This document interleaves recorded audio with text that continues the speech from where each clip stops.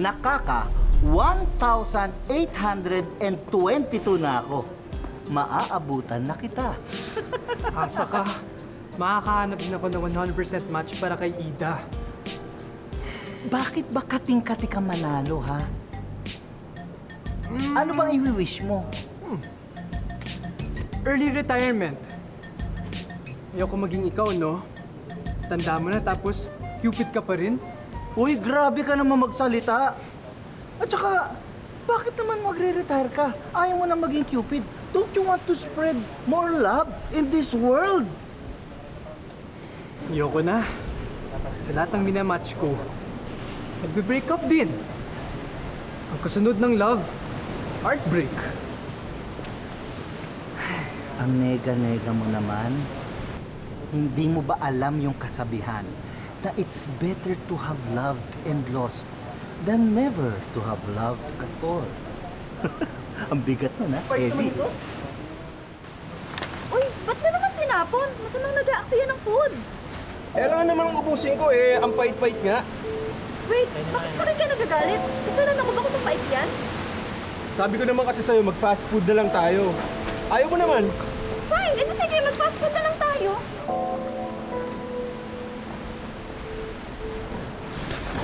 Hoy! Hoy! Yung pagkain nyo!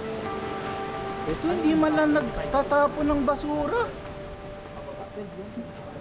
Sila yung bitter, hindi yung cake.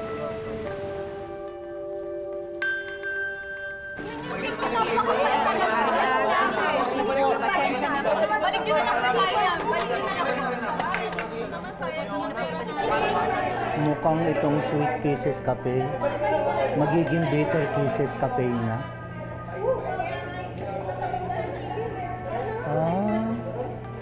Kaya bitter yung mga cakes niya kasi mukhang bitter siya eh.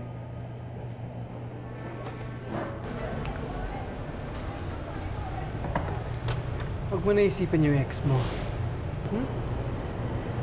Ano mo nalaman na iniisip ko, ex ko? Obvious sa mukha mo.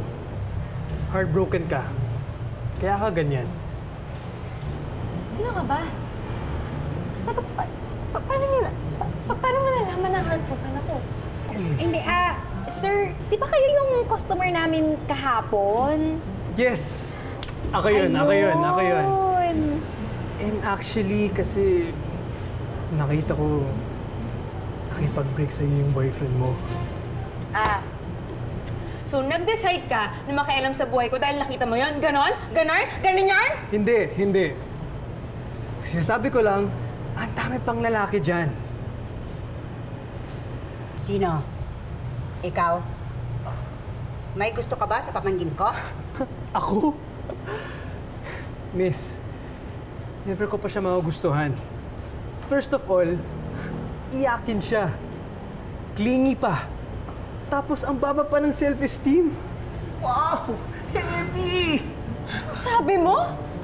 Ang totoo.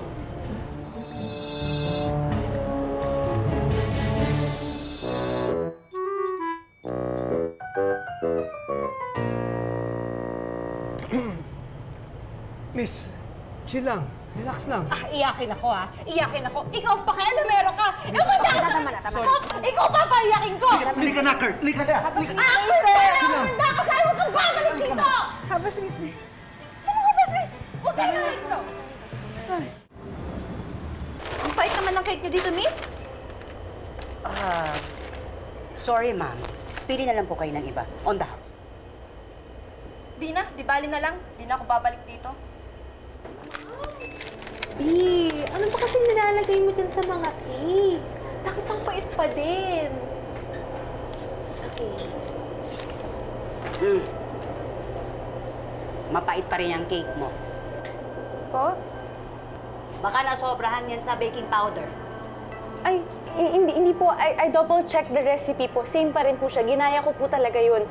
Hindi ko po talaga alam kung ano nangyayari.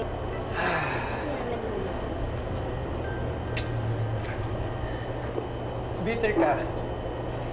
Kaya bitter din yung binibake mong cake. Ikaw na naman. Nag-aarap ka talaga ng away no?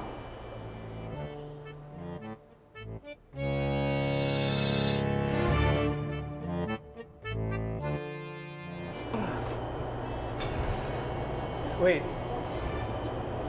I want to help you. At ano naman yung matutulong mo sa akin, ha?